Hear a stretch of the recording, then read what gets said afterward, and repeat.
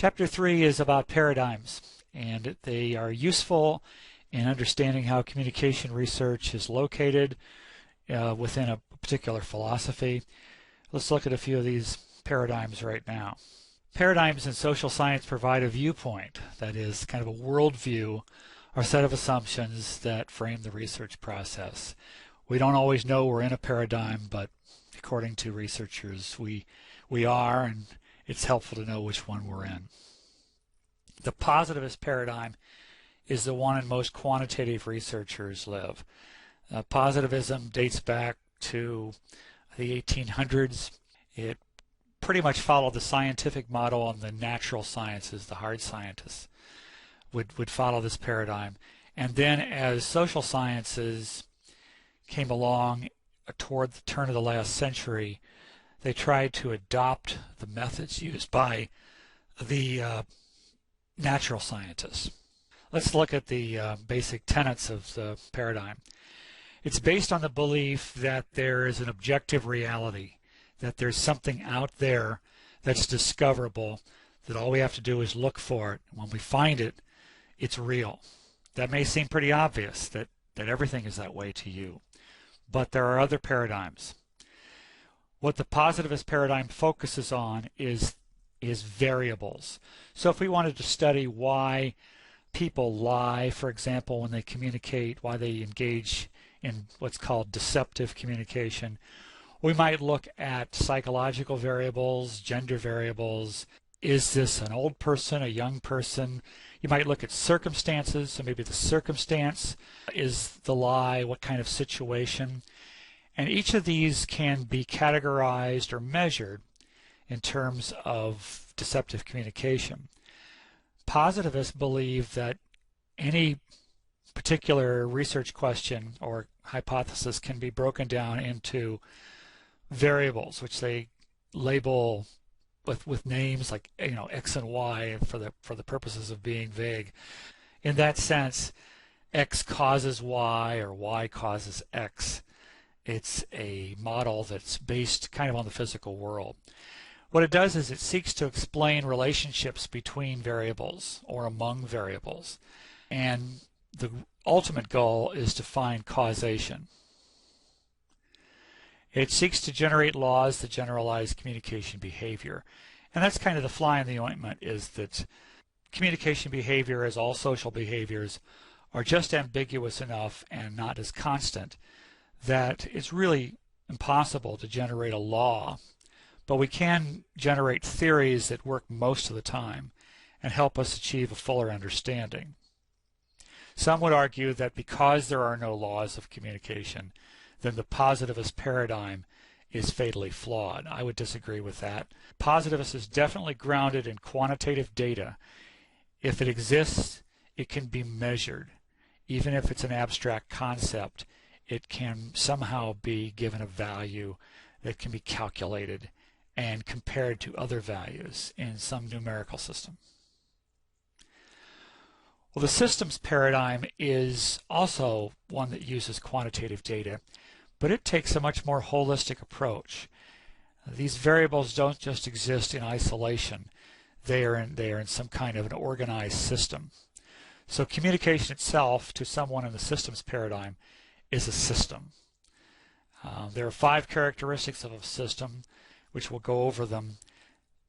This particular paradigm comes from the world of biology, that you can't really understand the workings of the human body, for example, if you just look at the heart or the brain or some other organ, that these organs and circulatory systems and nervous systems work in concert such that the whole human or any other animal is greater than the sum of its parts, that you just can't look at things in isolation and expect that it will somehow be less than the whole. Systems paradigm is all based on, again, as I said, the whole is bigger than the sum of its parts. The first characteristic of a system is that each part is interdependent. So the brain is a swell organ, and we couldn't live without our brain, but our brain couldn't exist without blood being pumped to it by the heart. And other organs do their jobs too. The heart wouldn't work very well without oxygen from the lungs, for example. So everybody's a team player in a system. The second characteristic is that systems are organized wholes. And if you were taking notes earlier, just based on my voice, these are the wholes with a W in front. The whole is greater than the sum of its part. I mentioned that before. This third characteristic of a system is called the non-summativity idea, that you can take parts, put them together, and you wind up with something bigger than just the mere sum of the parts. And that the fourth characteristic is there exists in a system a dynamic equilibrium, that if something happens over here, it has a ripple effect, sort of like maybe you've heard of the butterfly effect, that there's a delicate balance to the entire world or to the communication process or to a biological system that achieves equilibrium and adjusts itself when there is a disturbing influence. And systems vary in their degree of openness. That is, you can have a closed system that is not influenced by other systems. And then you have open systems.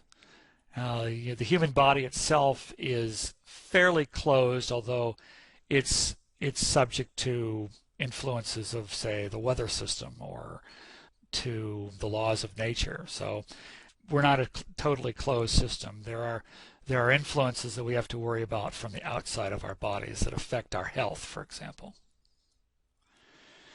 So the systems paradigm exists in the communication world, seeks to explain the function of the parts in relation to the whole. So if you were looking at a conversation as communication, how does each part of speech, or how does each cultural habit ingrained in communication function? When there's a conversation going on, how does it begin and how does it sustain itself?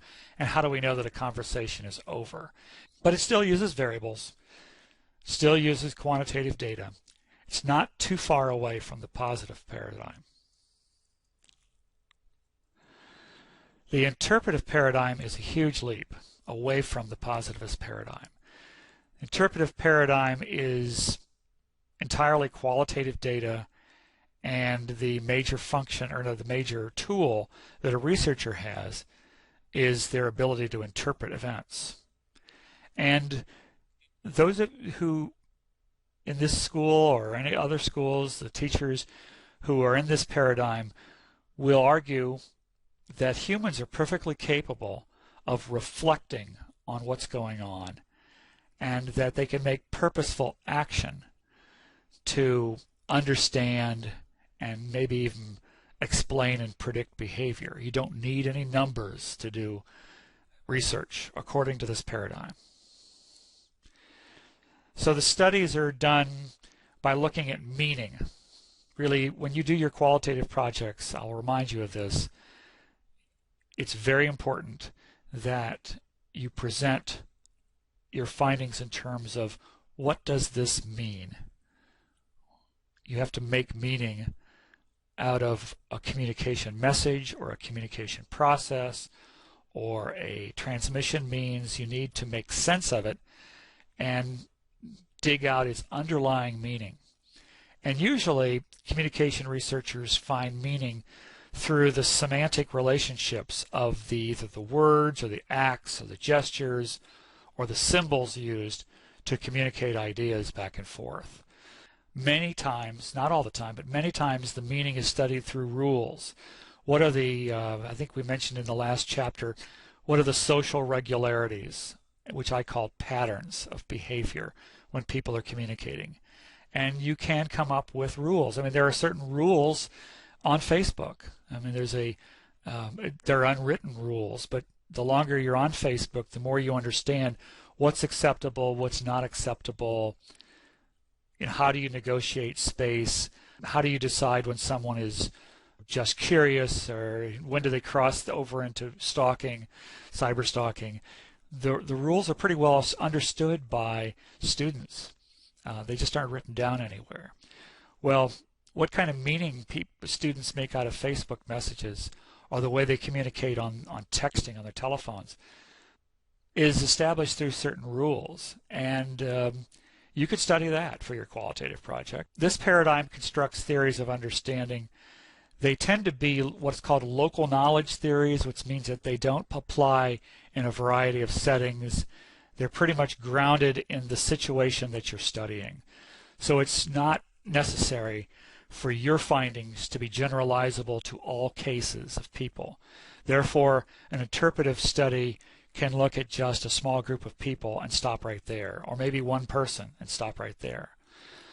The other aspect of these theories is on your screen there. You'll see the wonderful word heuristic frameworks. Heuristic is another word like empirical and other terms that you see, hegemony. They'll crop up in class and you'll say, what on earth does that word mean? I think heuristic, there's many definitions, but the one I favor is useful, that somehow it shows the way. So if the basic understanding is reached, that will build a framework that you can explain how everything's operating, that is somehow useful to the person to whom you're explaining it, then it's a heuristic framework. It uses qualitative data. And how. In fact, the paradigm is sufficiently strict that if you try to insert any kind of numerical data, you will be laughed off the stage and hooted down, because the interpretivists don't really like numbers. Although they, of course they will say that they talk to 3 people rather than 6, simple numbers, but you'll never hear about the typical case in terms of averages or standard deviations. It's completely foreign to their way of thinking. And then there's the fourth paradigm, the critical paradigm. What it believes is that merely thinking, that is reflecting in a systematic way using established theories, itself produces knowledge. So if you have a problem or a situation, if you can reflect on it enough to understand what power relationships underlie, say, your parents talking to you, they have a power relationship, especially if they're paying for your school. So it's not like you talking to your friends. You have a lot of common history. So there's deeper inner meanings to communication among families than there are non-families. And you can study this, but more importantly, you can be critical of the process.